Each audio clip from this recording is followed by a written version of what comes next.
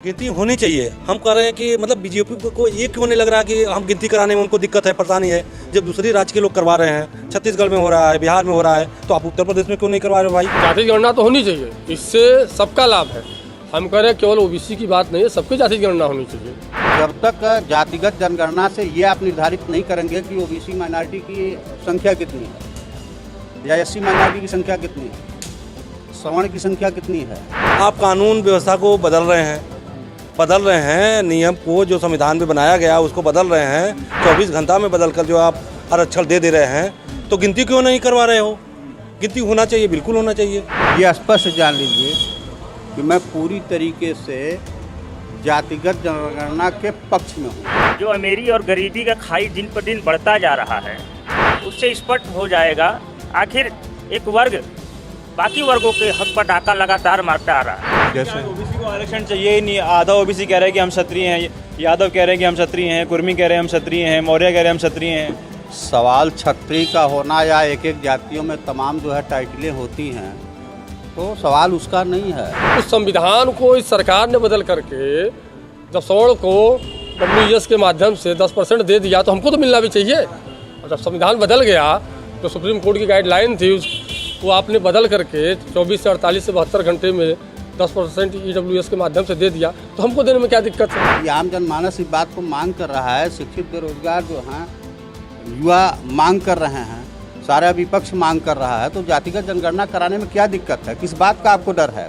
नमस्कार दोस्तों, मैं सुमित यादव, आप देख रहे हैं न्यूज़ सर्कल। बनारस में इस समय मौजूद हूँ और लगातार बात जातिगत जनगणना की चल रही है। बिहार से बात उठी, बिहार में गिनती जो है गणना स्टार्ट हो चुकी है और बीते दिनों हम लोगों ने उत्तर प्रदेश की विधानसभा में भी देखा कि किस तरीके से जातिगत जनगणना की बात उठाई गई। जो स्वामी प्रसाद मौर्य से शुरू हुआ और उसके बाद वो चीज़ें जो रामचरितमानस से पलट के जातिगत जनगणना में तब्दील हुई, विधानसभा में सभी नेताओं ने, लगभग सभी नेताओं ने, उसका जो विपक्षी दल के नेता हैं लगभग सभी दलों ने उसका समर्थन दिया कि जातिगत जनगणना होनी चाहिए। दबे मन से ही सही, केशव प्रसाद मौर्य ने भी कहा कि जातिगत जनगणना के समर्थन में हैं।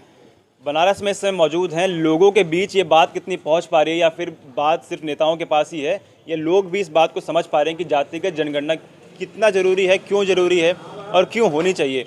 एक चाय की दुकान पे, एक पान की दुकान पे मौजूद हैं। यहाँ पे जो लोग हैं उनसे बातचीत करेंगे और समझेंगे कि कितनी ज़रूरी है। क्या नाम है सर आपका? जी, मेरा नाम योगीराज सिंह है।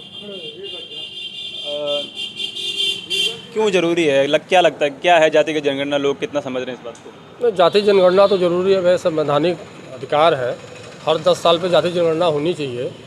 और आप जान रहे हैं कि 2011 में जाति जनगणना के नाम पे किया गया, लेकिन उसको पब्लिश नहीं किया गया। अब 2021 में होना था और इस सरकार ने, सुप्रीम कोर्ट ने हलफनामा दे दिया केंद्र की सरकार ने कि हम जाति जनगणना नहीं कराएंगे और अगर कराएंगे तो इससे अर्थव्यवस्था से लेकर बाकी चीज़ों पर असर पड़ेगा। तो सुप्रीम कोर्ट ने फैसला दिया कि राज्य सरकार चाहे तो कराए, तो राज्य सरकार करा रही है, लेकिन उत्तर प्रदेश में योगी जी ने कह दिया कि हम जाति जनगणना नहीं कराएंगे सीधे सीधे। अखिलेश जी कह रहे हैं कि जातिगत जनगणना के इतना चीख के कह रहे हैं। पिछला प्रकोष्ठ के अध्यक्ष बनाए राजपाल कश्यप, उनको भी कह रहे हैं, वो भी लगातार उनके कार्यक्रम कई जगह लगे पूर्वांचल में। दबे मन से ही सही, लेकिन केशव प्रसाद मौर्य ने भी कह दिया कि कहाँ होनी चाहिए। नहीं, देखिए, जाति गणना तो होनी चाहिए, इससे सबका लाभ है। हम कह रहे हैं केवल ओबीसी की बात नहीं है, सबकी जाति गणना होनी चाहिए भाई। चाहे सवर्ण हो, चाहे ओबीसी हो, चाहे SC ST हो। क्या लाभ है? लाभ तो समझ में नहीं आ रहा। लाभ क्यों नहीं है? आप बताइए, जब इस देश में जो नीतियाँ बनती है, अगर कोई चीज़, कोई योजना आती है, तो जब हमारी गणना ही नहीं तो हमको किस हिसाब से आप देंगे? सवाल तो ये है। हम कह रहे हैं कि अगर कहीं 10 रोटी बांटना है और कितने लोगों में बांटना है ये नहीं पता है, तो किसी को ज़्यादा मिल रहा है, किसी को कम मिल रहा है। अगर जाति जनगणना हो जाएगा तो इससे ये मालूम तो हो जाएगा कि किसकी कितनी संख्या है, किसको क्या चाहिए। नहीं, जो जितना सक्षम है वो उतना वहाँ पहुँचा हुआ है। गिनती से क्या मतलब आपको? नहीं, ऐसा नहीं है। जो जितना सक्षम है वहाँ पे है। देखिए, सवाल ये है कि जो आरक्षण का मामला है, आरक्षण किस वजह से मिला? जाति जनगणना से तो मिला। 1931 में जो जाति जनगणना हुई, तो उसके आधार पर काका केलकर की रिपोर्ट के बाद, BP मंडल साहब की रिपोर्ट के बाद तो आपको मिला। अब उसके बाद उतने दिनों के बाद अभी तक जाति जनगणना नहीं हुई। कौन कितना संख्या में किसकी है अभी तक कुछ पता तो है नहीं। तो जब तक जाति जनगणना नहीं होगा तब तक सामाजिक न्याय की अवधारणा पूरी नहीं होगी। आपको नहीं पता कि कौन कितना है, फिर भी आप 85-15 का नारा देते हैं। भाई हम तो उसी आधार पे बोल रहे हैं, जो अंग्रेज के ज़माने से जो जाति जनगणना हुई है उसी आधार पे आज तो चला आ रहा है। मांग तो उसी को हो रही है, उसी पे हम लोगों को आरक्षण भी मिला 27%, जो 52% मिलना था। तो मैं ये कह रहा हूँ कि जाति जनगणना जब तक नहीं होगा तब तक किसी तरीके से ओबीसी का लाभ होने वाला नहीं है। ओबीसी समझ पा रहा है इस बात को? तो क्यों नहीं समझ पा रहा है? ओबीसी तो कह रहा है कि जाति की जनगणना होगी तो जातिवाद को बढ़ावा मिलेगा। अरे भाई कांसी राम ने जब पिछड़ों को जगाया तो पिछड़ों को जगाया, सरकार गिरी, और जब सरकार गिरी तो आप जानते हैं मोरारजी देसाई की सरकार बनी, मोरारजी देसाई प्रधानमंत्री बने, उसके बाद चौधरी चरण सिंह बने। तो इन लोगों ने जो किया उसी आधार पे तो आज हमको मिला है। अब सवाल है कि बीपी सिंह के ज़माने में आरक्षण मिला, उसी आधार पे मिला, और जो पिछड़े नेता थे उनका समर्थन किया और मिला। और उसमें एक भाई ठीक है, जो मिलना चाहिए था वो पूरा नहीं मिला, उसका कारण भी आप जानते हैं क्यों नहीं मिला। इंदिरा साहनी जो वकील थे उन्होंने सुप्रीम कोर्ट में हलफनामा दे दिया और सुप्रीम कोर्ट ने बैन लगा दिया कि भाई 49.5% से ज़्यादा आरक्षण नहीं दिया जा सकता। तो जब उस संविधान को इस सरकार ने बदल करके जब सवर्ण को WES के माध्यम से 10% दे दिया तो हमको तो मिलना भी चाहिए। और जब संविधान बदल गया तो सुप्रीम कोर्ट की गाइडलाइन थी वो आपने बदल करके 24 से 48 से 72 घंटे में 10% EWS के माध्यम से दे दिया, तो हमको देने में क्या दिक्कत है? जो 15% की बात उनको 10% मिल रहा है आर्थिक आधार पे, तो हमको क्यों नहीं मिल रहा है? ठीक है, मैं अभी आपके पास दोबारा लौटूंगा। EWS की भी बात है और काफ़ी सारे सवाल हैं EWS को लेकर भी, और भी जो लोग हैं उनसे बातचीत करते हैं। जी सर, क्या नाम है आपका? इंद्रजीत सिंह पटेल। पहले तो ये बताइए कि होनी चाहिए गिनती कि नहीं होनी चाहिए? क्या चीज़ की? जाति के आधार पे गणना होनी चाहिए कि नहीं? जातिगत जनगणना बिल्कुल होनी चाहिए। हम इस पक्ष में हैं कि जातिगत जनगणना हो। जातिगत जनगणना इसलिए ज़रूरी है कि पूर्व में जनगणना के अनुसार आज लंबे समय से जो है पूर्व पे आधारित जनगणना के अनुसार जो जातिगत जनगणना हुई केंद्र के द्वारा, उसमें भी देश के समूचे प्रदेशों में समान तरीके से ओबीसी का जो 27% आरक्षण है वह भी देश के अंदर सभी प्रदेशों में समान रूप से 27% आरक्षण लागू नहीं हुआ। जैसे ओबीसी को आरक्षण चाहिए ही नहीं। आधा ओबीसी कह रहे हैं कि हम क्षत्रिय हैं, यादव कह रहे हैं कि हम क्षत्रिय हैं, कुर्मी कह रहे हैं हम क्षत्रिय हैं, मौर्य कह रहे हैं हम क्षत्रिय हैं। सवाल क्षत्रिय का होना या एक एक जातियों में तमाम जो है टाइटलें होती हैं, तो सवाल उसका नहीं है। सवाल ये है कि हम ओबीसी माइनॉरिटी में आते हैं तो हम कुर्मी हैं कि नहीं है, यादव हैं कि नहीं है, पाल हैं कि नहीं हैं, राजभर हैं कि नहीं हैं।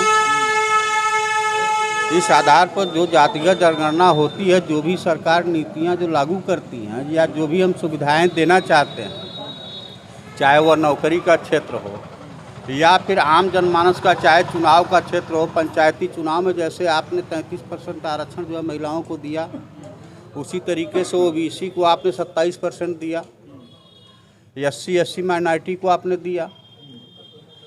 तो आज के डेट में पुनः जो जातिगत जनगणना कराया जाना इसलिए ज़रूरी है कि कम से कम ओबीसी कितने हैं इस बात की पुष्टि हो सके। क्या करेंगे इस बात की पुष्टि करके? भाई ओबीसी कितने हैं, अब अगर हम कोई भी लाभ देना चाहते हैं, चाहे पंचायत का मामला हो चाहे नौकरी के क्षेत्र में हो, तो जब तक जातिगत जनगणना से ये आप निर्धारित नहीं करेंगे कि ओबीसी माइनॉरिटी की संख्या कितनी है या SC माइनॉरिटी की संख्या कितनी है, सवर्ण की संख्या कितनी है, देश में रहने वाले जितने भी आम जनमानस हैं, जो जातियों में, जो विभिन्न जातियों में जो बटी हुई हैं, तो आज के परिवेश में, आज के डेट में उसका मानक क्या है? सामाजिक, आर्थिक, शैक्षणिक, इसी के आधार पर तय होता है। तो आज के डेट में आप ये स्पष्ट जान लीजिए कि मैं पूरी तरीके से जातिगत जनगणना के पक्ष में हूँ। एक बात बताइए कि आप जो है कोई भी जो कानून आप बनाने की बात करें, कोई योजना बनाने की बात कर रहे हैं, अधिकार देने की बात कर रहे हैं, वो अब उसकी गिनती के आधार पर देंगे या फिर वो कितना सक्षम है उसके आधार पर देंगे? हम तो कहते हैं कि पूरी तरीके से सर्वे होनी चाहिए।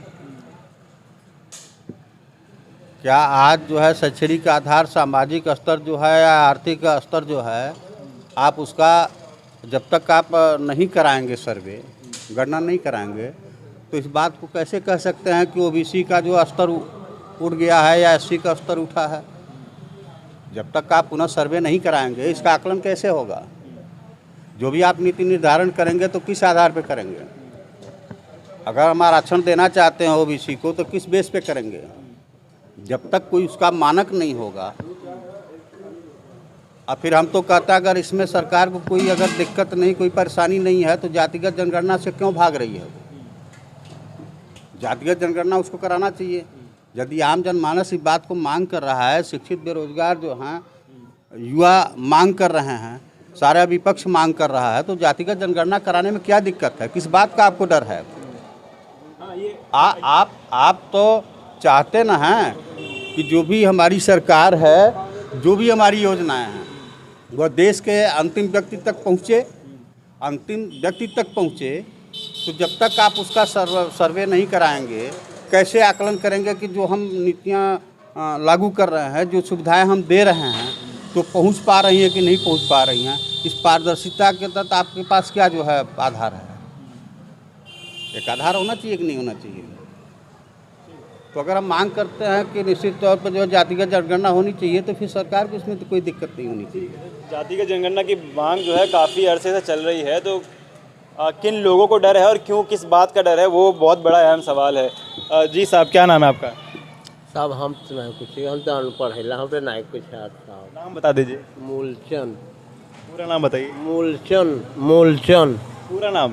पूरा नाम यही है। क्योंकि यहाँ जातिगत जनगणना की बात चल रही है, लोग जाति पूछ रहे हैं, किस जाति के हैं आप? हरिजन। हरिजन है। गिनती चाहते हैं कि हो कि ना हो? क्या ये लोग बात कर रहे हैं, कुछ मतलब समझ में आ रहा है कि अखिलेश जी कह रहे हैं गिनती हो? किस चीज़ की गिनती की बात चल रही है? नहीं साहब ठीक कहते हैं, गलत नहीं कहते हैं, ठीक कहते हैं। कह रहे हैं। क्या आपका क्या नाम है साहब? मेरा नाम राजकुमार गुप्ता है। तो गिनती होनी चाहिए कि नहीं? सभी वर्गों की गिनती होनी चाहिए, चाहे अगड़ा हो, चाहे पिछड़ा हो, चाहे दलित हो, चाहे वैश्य हो, सभी वर्गों का जनगणना होनी चाहिए। सरकार पीछे हट रही है गिनती से। सरकार पीछे हटे वो उसका मसला है, लेकिन देश की आवाम चाहती है कि जनगणना हो, और जो जनगणना जो सरकार कराएगी वो सरकार में रहेगी। क्या लाभ होगा फिर? ये मिलेगा जो अमीरी और गरीबी का खाई दिन पर दिन बढ़ता जा रहा है, उससे स्पष्ट हो जाएगा आखिर एक वर्ग बाकी वर्गों के हक पर डाका लगातार मारता आ रहा है। कौन सा वर्ग है वो? वो वर्ग जनगणना के बाद सामने आ जाएगा। अब ऐसे हम कैसे हम बोल दें भविष्य में क्या है? ठीक है, तो काफ़ी सारी बातें हैं। गिनती होना कितना ज़रूरी है, और जो दो चार लोग हैं उनसे भी एक दो सवाल हम ले लेते हैं। क्या नाम है सर आपका? ओम प्रकाश सिंह नाम है मेरा। होनी चाहिए गिनती? बिल्कुल होनी चाहिए, जनगणना होना चाहिए। क्यों होनी चाहिए? लगातार सब लोग, और मेरा सवाल ये है कि लगातार बिहार में गिनती चालू हो गई है, अखिलेश जी सदन में बोल रहे हैं लगातार कि गिनती हो, उनके कई नेता सड़कों पे भी हैं कि जातिगत जनगणना के लिए लोगों को अवेयर कर रहे हैं। लोगों को ये बात समझ में आ रही है कि गिनती होनी चाहिए कि नहीं होनी चाहिए? गिनती होनी चाहिए। हम कह रहे हैं कि मतलब बीजेपी को ये क्यों नहीं लग रहा है कि हम गिनती कराने में उनको दिक्कत है, परेशानी है, जब दूसरी राज्य के लोग करवा रहे हैं, छत्तीसगढ़ में हो रहा है, बिहार में हो रहा है, तो आप उत्तर प्रदेश में क्यों नहीं करवा रहे हो भाई? यदि गिनती करवा देते हो तो हमारी या जिसकी भी हिस्सेदारी है जितना पता तो चल जाएगा। देना है सदन से आपको, आप कानून व्यवस्था को बदल रहे हैं, नियम को जो संविधान में बनाया गया उसको बदल रहे हैं, 24 घंटा में बदल कर जो आप आरक्षण दे रहे हैं, तो गिनती क्यों नहीं करवा रहे हो? गिनती होना चाहिए, बिल्कुल होना चाहिए। ठीक है, तो लोगों की गिनती, क्योंकि लगातार फिर यही सवाल उठते हैं कि जब पेड़ों की गिनती हो रही है, जानवरों की गिनती हो रही है, कितने भेड़ हैं, कितनी गायें हैं, कितने शेर हैं, कितने चीता हैं, चीता का बड़ा बवाल बीच में मध्य प्रदेश में हुआ था, तो सबकी गिनती है, तो लोगों की गिनती क्यों नहीं है? जाति के आधार पर लोगों की गिनती होनी चाहिए कि कौन सी जाति के कितने लोग हैं, उसी हिसाब से योजनाएं बनाई जाएं कि कौन कितना पिछड़ा है और उस हिसाब से उसको कितना आरक्षण, कितना अधिकार उसको मिलना चाहिए। तो आप लोग कितना समझ पा रहे हैं, आप लोगों की क्या राय है जातिगत जनगणना के बारे में, कमेंट बॉक्स में बताइए कि लोगों तक, आम जनमानस तक, क्योंकि नेता तो काफ़ी अरसे से बोल रहे हैं, कई लोग बोल बोल के चले गए, अभी भी लोग बोल रहे हैं, आम जनमानस तक ये बात पहुंच रही है कि नहीं पहुंच रही है कि गिनती कितनी ज़रूरी है और इस गिनती का क्या मतलब है। आप लोग क्या सोचते हैं कमेंट बॉक्स में लिख के बताइएगा। तब अभी फ़िलहाल ये वीडियो ख़त्म कर रहा हूँ, तब तक के नमस्कार।